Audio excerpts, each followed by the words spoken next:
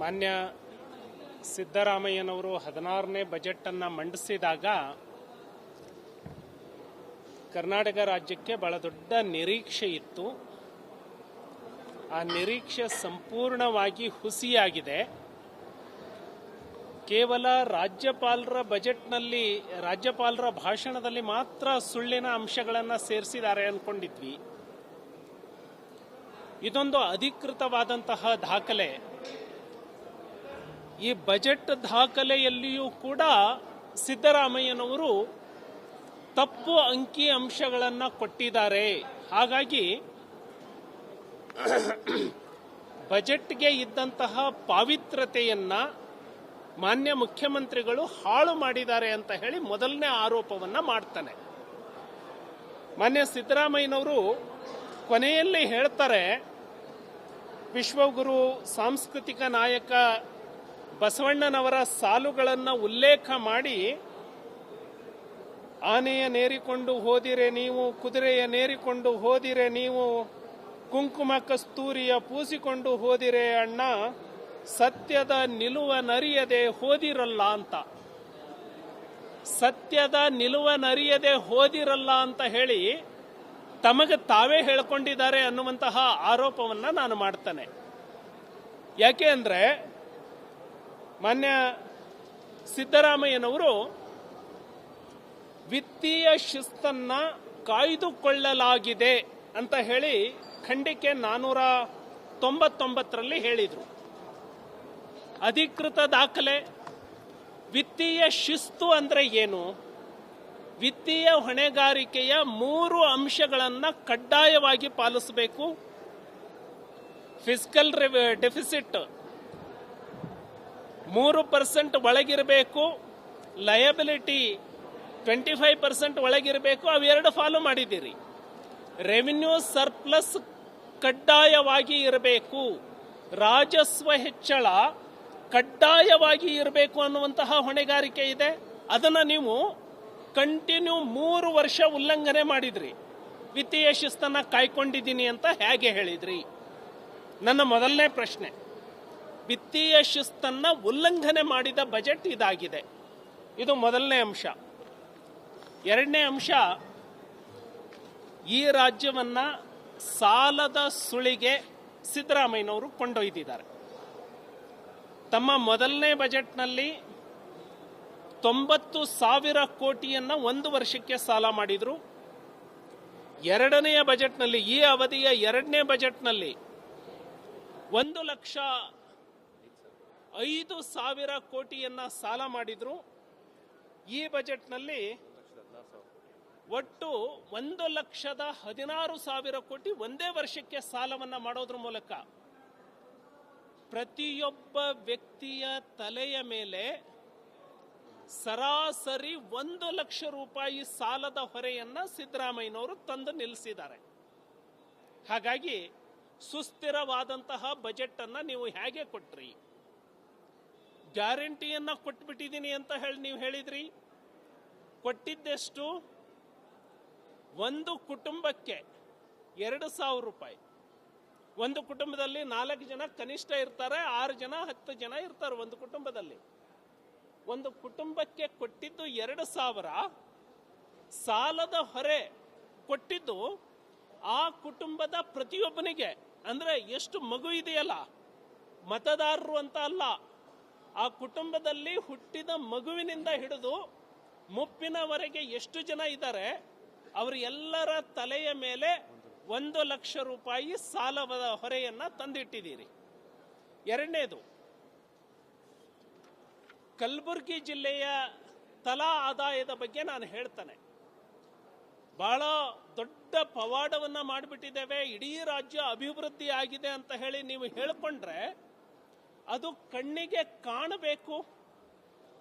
ಕಲಬುರಗಿ ಜಿಲ್ಲೆಯ ತಲಾ ಆದಾಯ 22-23ನೇ ಸಾಲಿನಲ್ಲಿ 1,39,361 ಇತ್ತು. ತಾವೇನು ಬಜೆಟ್ನಲ್ಲಿ ಹೇಳಿದ್ರಿ, ಪ್ರತಿ ಕುಟುಂಬಕ್ಕೆ 40,000 ರಿಂದ 60,000 ರೂಪಾಯಿ ನಾವು ಹೆಚ್ಚುವರಿ ಆದಾಯವನ್ನು ಕೊಟ್ಟಿದ್ದೀರಿ ಅಂತ. ಕಲಬುರಗಿ ಕುಟುಂಬಗಳಿಗೂ ಕೊಟ್ಟಿದ್ದೀರಿ ತಾನೆ. ಹಾಗಿದ್ರೆ ತಲಾ ಆದಾಯ ಎಷ್ಟು ಹೆಚ್ಚಾಗಬೇಕಿತ್ತು? ನೀವೇ ಸಲ್ಲಿಸಿರುವಂತಹ ಎಕನಾಮಿಕ್ ಸರ್ವೆಯಲ್ಲಿ, ಆರ್ಥಿಕ ಸಮೀಕ್ಷೆಯ ರಿಪೋರ್ಟ್ನಲ್ಲಿ, ಇದು ನನ್ನ ದಾಖಲೆ ಅಲ್ಲ, ಸರ್ಕಾರದ ದಾಖಲೆ, ಇವತ್ತು ವಿಧಾನಮಂಡಲದಲ್ಲಿ ಮಂಡಿಸಿರುವಂತಹ ದಾಖಲೆಯ ಪ್ರಕಾರ ಕಲಬುರಗಿ ಜಿಲ್ಲೆಯ ತಲಾ ಆದಾಯ 1,43,600 ರೂಪಾಯಿ ಆಗಿದೆ. ಅಂದ್ರೆ ತಲಾ ಆದಾಯ ಕೇವಲ 4,000 ರೂಪಾಯಿ ಹೆಚ್ಚಾಯಿತು. ಹಾಗಿದ್ರೆ ಹೇಗೆ ಅಭಿವೃದ್ಧಿ ಆಗಿದೆ ಕರ್ನಾಟಕ ಅಂತ ನೀವು ಹೇಳ್ತೀರಿ? ಸೊ ಈ ರಾಜ್ಯದ ಹಾಗಿದ್ರೆ ಹಿಂದೆ ಕನಿಷ್ಠ 15-20 ಸಾವಿರ ರೂಪಾಯಿ ವೇಗದಲ್ಲಿ ತಲಾ ಆದಾಯ ಹೆಚ್ಚಾಗ್ತಾ ಇದ್ದಿದ್ದು 4,000 ರೂಪಾಯಿಗೆ ತಂದು ನಿಲ್ಲಿಸಿದ್ದೀರಿ ಅಂತ ಹೇಳಿದ್ರೆ ಆ ಕುಟುಂಬಕ್ಕೆ ಕೊಡೋದಕ್ಕಿಂತ ಹೆಚ್ಚಾಗಿ ಆ ಕುಟುಂಬದಿಂದ ಕಿತ್ಕೊಳ್ತಾ ಇದ್ದೀರಿ ಅಂತ ಅರ್ಥ.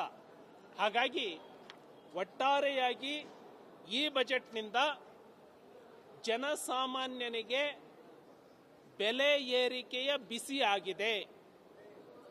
ಈ ಸಾರಿ ಮತ್ತೆ ರಾಜಸ್ವ ಕೊರತೆ ಇರೋದ್ರಿಂದ ಇನ್ನೂ ಹೆಚ್ಚಿನ ಬೆಲೆ ಏರಿಕೆ ಮಾಡುವಂತಹ ಷಡ್ಯಂತ್ರವನ್ನ ಈ ಸರ್ಕಾರ ಮಾಡಿಕೊಂಡಿದೆ. ಇದರ ಪರಿಣಾಮ ವಿದ್ಯುತ್ತಿನ ಬೆಲೆ ಇನ್ನೂ ಹೆಚ್ಚಾಗತ್ತೆ. ಇದರ ಪರಿಣಾಮ ಹಾಲಿನ ಬೆಲೆ ಇನ್ನೂ ಹೆಚ್ಚಾಗತ್ತೆ. ಈ ಬಜೆಟ್ನಿಂದ ಪರಿಣಾಮ ಜನಸಾಮಾನ್ಯರ ಅಗತ್ಯ ವಸ್ತುಗಳ ಬೆಲೆ ಮತ್ತೆ ಹೆಚ್ಚಾಗತ್ತೆ.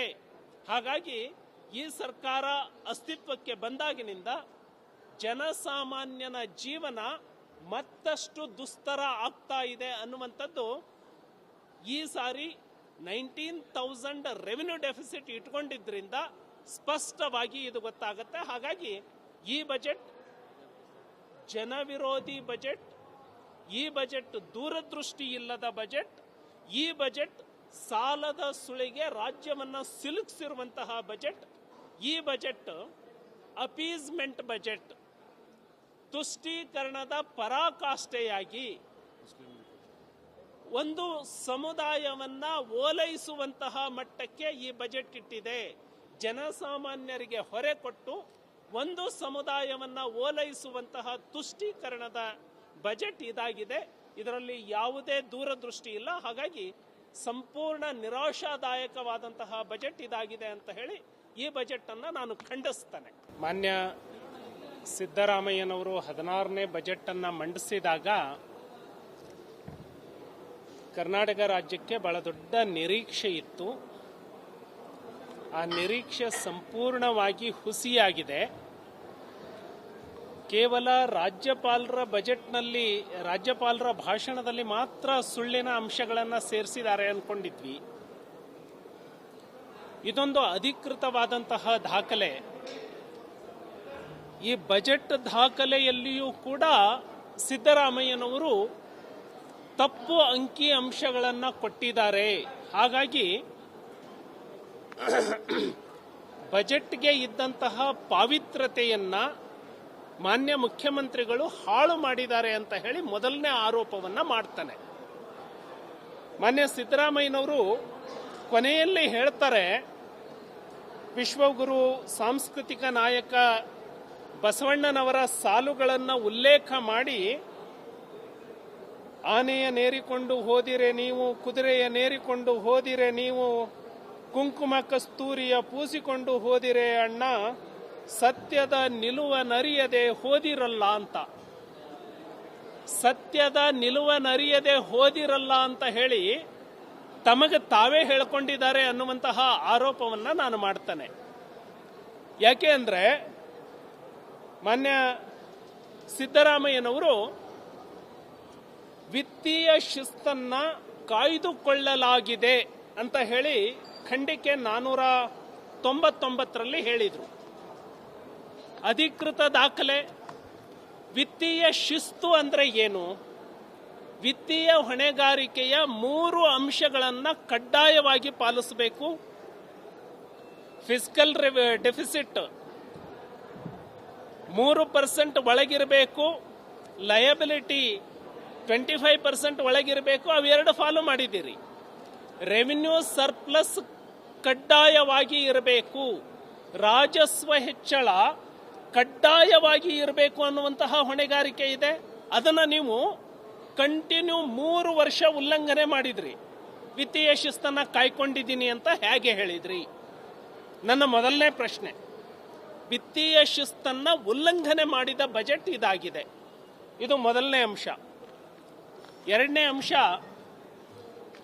ಈ ರಾಜ್ಯವನ್ನ ಸಾಲದ ಸುಳಿಗೆ ಸಿದ್ದರಾಮಯ್ಯನವರು ಕೊಂಡೊಯ್ದಿದ್ದಾರೆ. ತಮ್ಮ ಮೊದಲನೇ ಬಜೆಟ್ನಲ್ಲಿ 90,000 ಕೋಟಿಯನ್ನ 1 ವರ್ಷಕ್ಕೆ ಸಾಲ ಮಾಡಿದ್ರು. ಎರಡನೆಯ ಬಜೆಟ್ನಲ್ಲಿ, ಈ ಅವಧಿಯ ಎರಡನೇ ಬಜೆಟ್ನಲ್ಲಿ 1,05,000 ಕೋಟಿಯನ್ನ ಸಾಲ ಮಾಡಿದ್ರು. ಈ ಬಜೆಟ್ನಲ್ಲಿ ಒಟ್ಟು 1,16,000 ಕೋಟಿ ಒಂದೇ ವರ್ಷಕ್ಕೆ ಸಾಲವನ್ನ ಮಾಡೋದ್ರ ಮೂಲಕ ಪ್ರತಿಯೊಬ್ಬ ವ್ಯಕ್ತಿಯ ತಲೆಯ ಮೇಲೆ ಸರಾಸರಿ 1 ಲಕ್ಷ ರೂಪಾಯಿ ಸಾಲದ ಹೊರೆಯನ್ನ ಸಿದ್ದರಾಮಯ್ಯನವರು ತಂದು ನಿಲ್ಲಿಸಿದ್ದಾರೆ. ಹಾಗಾಗಿ ಸುಸ್ಥಿರವಾದಂತಹ ಬಜೆಟ್ ಅನ್ನ ನೀವು ಹೇಗೆ ಕೊಟ್ರಿ? ಗ್ಯಾರಂಟಿಯನ್ನ ಕೊಟ್ಬಿಟ್ಟಿದ್ದೀನಿ ಅಂತ ಹೇಳಿ ನೀವು ಹೇಳಿದ್ರಿ. ಕೊಟ್ಟಿದ್ದೆಷ್ಟು? ಒಂದು ಕುಟುಂಬಕ್ಕೆ 2,000 ರೂಪಾಯಿ. ಒಂದು ಕುಟುಂಬದಲ್ಲಿ 4 ಜನ ಕನಿಷ್ಠ ಇರ್ತಾರೆ, 6 ಜನ 10 ಜನ ಇರ್ತಾರೆ ಒಂದು ಕುಟುಂಬದಲ್ಲಿ. ಒಂದು ಕುಟುಂಬಕ್ಕೆ ಕೊಟ್ಟಿದ್ದು 2,000. ಸಾಲದ ಹೊರೆ ಕೊಟ್ಟಿದ್ದು ಆ ಕುಟುಂಬದ ಪ್ರತಿಯೊಬ್ಬನಿಗೆ. ಅಂದ್ರೆ ಎಷ್ಟು ಮಗು ಇದೆಯಲ್ಲ, ಮತದಾರರು ಅಂತ ಅಲ್ಲ, ಆ ಕುಟುಂಬದಲ್ಲಿ ಹುಟ್ಟಿದ ಮಗುವಿನಿಂದ ಹಿಡಿದು ಮುಪ್ಪಿನವರೆಗೆ ಎಷ್ಟು ಜನ ಇದ್ದಾರೆ ಅವರು ಎಲ್ಲರ ತಲೆಯ ಮೇಲೆ 1 ಲಕ್ಷ ರೂಪಾಯಿ ಸಾಲದ ಹೊರೆಯನ್ನ ತಂದಿಟ್ಟಿದ್ದೀರಿ. ಎರಡನೇದು, ಕಲಬುರಗಿ ಜಿಲ್ಲೆಯ ತಲಾ ಆದಾಯದ ಬಗ್ಗೆ ನಾನು ಹೇಳ್ತಾನೆ.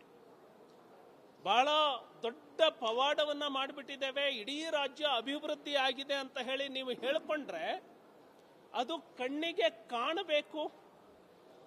ಕಲಬುರಗಿ ಜಿಲ್ಲೆಯ ತಲಾ ಆದಾಯ 22-23ನೇ ಸಾಲಿನಲ್ಲಿ 1,39,361 ಇತ್ತು. ತಾವೇನು ಬಜೆಟ್ನಲ್ಲಿ ಹೇಳಿದ್ರಿ, ಪ್ರತಿ ಕುಟುಂಬಕ್ಕೆ 40,000-60,000 ರೂಪಾಯಿ ನಾವು ಹೆಚ್ಚುವರಿ ಆದಾಯವನ್ನ ಕೊಟ್ಟಿದ್ದೀರಿ ಅಂತ. ಕಲಬುರಗಿ ಕುಟುಂಬಗಳಿಗೂ ಕೊಟ್ಟಿದ್ದೀರಿ ತಾನೆ? ಹಾಗಿದ್ರೆ ತಲಾ ಆದಾಯ ಎಷ್ಟು ಹೆಚ್ಚಾಗಬೇಕಿತ್ತು? ನೀವೇ ಸಲ್ಲಿಸಿರುವಂತಹ ಎಕನಾಮಿಕ್ ಸರ್ವೆಯಲ್ಲಿ, ಆರ್ಥಿಕ ಸಮೀಕ್ಷೆಯ ರಿಪೋರ್ಟ್ನಲ್ಲಿ, ಇದು ನನ್ನ ದಾಖಲೆ ಅಲ್ಲ, ಸರ್ಕಾರದ ದಾಖಲೆ, ಇವತ್ತು ವಿಧಾನಮಂಡಲದಲ್ಲಿ ಮಂಡಿಸಿರುವಂತಹ ದಾಖಲೆಯ ಪ್ರಕಾರ ಕಲಬುರಗಿ ಜಿಲ್ಲೆಯ ತಲಾ ಆದಾಯ 1,43,600 ರೂಪಾಯಿ ಆಗಿದೆ. ಅಂದ್ರೆ ತಲಾ ಆದಾಯ ಕೇವಲ 4,000 ರೂಪಾಯಿ ಹೆಚ್ಚಾಯಿತು. ಹಾಗಿದ್ರೆ ಹೇಗೆ ಅಭಿವೃದ್ಧಿ ಆಗಿದೆ ಕರ್ನಾಟಕ ಅಂತ ನೀವು ಹೇಳ್ತೀರಿ? ಸೊ ಈ ರಾಜ್ಯದ, ಹಾಗಿದ್ರೆ ಹಿಂದೆ ಕನಿಷ್ಠ 15-20,000 ರೂಪಾಯಿ ವೇಗದಲ್ಲಿ ತಲಾ ಆದಾಯ ಹೆಚ್ಚಾಗ್ತಾ ಇದ್ದಿದ್ದು 4,000 ರೂಪಾಯಿಗೆ ತಂದು ನಿಲ್ಲಿಸಿದಿರಿ ಅಂತ ಹೇಳಿದ್ರೆ ಆ ಕುಟುಂಬಕ್ಕೆ ಕೊಡೋದಕ್ಕಿಂತ ಹೆಚ್ಚಾಗಿ ಆ ಕುಟುಂಬದಿಂದ ಕಿತ್ಕೊಳ್ತಾ ಇದ್ದೀರಿ ಅಂತ ಅರ್ಥ. ಹಾಗಾಗಿ ಒಟ್ಟಾರೆಯಾಗಿ ಈ ಬಜೆಟ್ನಿಂದ ಜನಸಾಮಾನ್ಯನಿಗೆ ಬೆಲೆ ಏರಿಕೆಯ ಬಿಸಿ ಆಗಿದೆ. ಈ ಸಾರಿ ಮತ್ತೆ ರಾಜಸ್ವ ಕೊರತೆ ಇರೋದ್ರಿಂದ ಇನ್ನೂ ಹೆಚ್ಚಿನ ಬೆಲೆ ಏರಿಕೆ ಮಾಡುವಂತಹ ಷಡ್ಯಂತ್ರವನ್ನ ಈ ಸರ್ಕಾರ ಮಾಡಿಕೊಂಡಿದೆ. ಇದರ ಪರಿಣಾಮ ವಿದ್ಯುತ್ತಿನ ಬೆಲೆ ಇನ್ನೂ ಹೆಚ್ಚಾಗತ್ತೆ. ಇದರ ಪರಿಣಾಮ ಹಾಲಿನ ಬೆಲೆ ಇನ್ನೂ ಹೆಚ್ಚಾಗತ್ತೆ. ಈ ಬಜೆಟ್ನಿಂದ ಪರಿಣಾಮ ಜನಸಾಮಾನ್ಯರ ಅಗತ್ಯ ವಸ್ತುಗಳ ಬೆಲೆ ಮತ್ತೆ ಹೆಚ್ಚಾಗತ್ತೆ. ಹಾಗಾಗಿ ಈ ಸರ್ಕಾರ ಅಸ್ತಿತ್ವಕ್ಕೆ ಬಂದಾಗಿನಿಂದ ಜನಸಾಮಾನ್ಯನ ಜೀವನ ಮತ್ತಷ್ಟು ದುಸ್ತರ ಆಗ್ತಾ ಇದೆ ಅನ್ನುವಂಥದ್ದು ಈ ಸಾರಿ 19,000 ರೆವಿನ್ಯೂ ಡೆಫಿಸಿಟ್ ಇಟ್ಕೊಂಡಿದ್ರಿಂದ ಸ್ಪಷ್ಟವಾಗಿ ಇದು ಗೊತ್ತಾಗುತ್ತೆ. ಹಾಗಾಗಿ ಈ ಬಜೆಟ್ ಜನವಿರೋಧಿ ಬಜೆಟ್, ಈ ಬಜೆಟ್ ದೂರದೃಷ್ಟಿ ಇಲ್ಲದ ಬಜೆಟ್, ಈ ಬಜೆಟ್ ಸಾಲದ ಸುಳಿಗೆ ರಾಜ್ಯವನ್ನ ಸಿಲುಕಿಸಿರುವಂತಹ ಬಜೆಟ್, ಈ ಬಜೆಟ್ ಅಪೀಸ್ಮೆಂಟ್ ಬಜೆಟ್, ತುಷ್ಟೀಕರಣದ ಪರಾಕಾಷ್ಠೆಯಾಗಿ ಒಂದು ಸಮುದಾಯವನ್ನ ಓಲೈಸುವಂತಹ ಮಟ್ಟಕ್ಕೆ ಈ ಬಜೆಟ್ ಇಟ್ಟಿದೆ. ಜನಸಾಮಾನ್ಯರಿಗೆ ಹೊರೆ ಕೊಟ್ಟು ಒಂದು ಸಮುದಾಯವನ್ನ ಓಲೈಸುವಂತಹ ತುಷ್ಟೀಕರಣದ ಬಜೆಟ್ ಇದಾಗಿದೆ. ಇದರಲ್ಲಿ ಯಾವುದೇ ದೂರದೃಷ್ಟಿ ಇಲ್ಲ. ಹಾಗಾಗಿ ಸಂಪೂರ್ಣ ನಿರಾಶಾದಾಯಕವಾದಂತಹ ಬಜೆಟ್ ಇದಾಗಿದೆ ಅಂತ ಹೇಳಿ ಈ ಬಜೆಟ್ ಅನ್ನ ನಾನು ಖಂಡಿಸ್ತೇನೆ.